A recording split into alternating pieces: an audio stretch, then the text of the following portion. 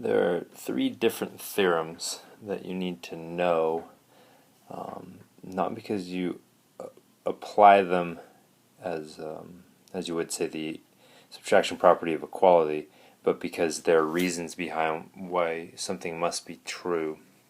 And the first of these theorems is called the intermediate value theorem, or shorthand IVT.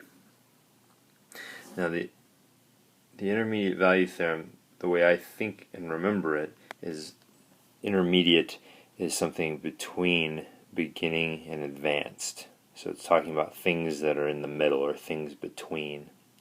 Let me explain the theorem in not very technical language. So if there is a function, and I'll just talk about it graphically, and this function is continuous on some interval, so from A to B.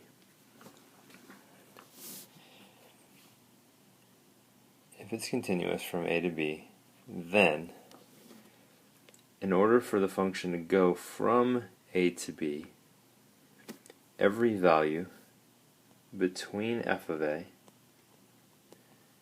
and between f of B has to get passed through at least one time. Or another way to say it is that if this function's outputs when x is 1, the output is 2, and when b is 5, the output is 29. In order to go from the inputs from 1 to 5, every output between 2 and 29 must get passed through at least once. Now it could be the case that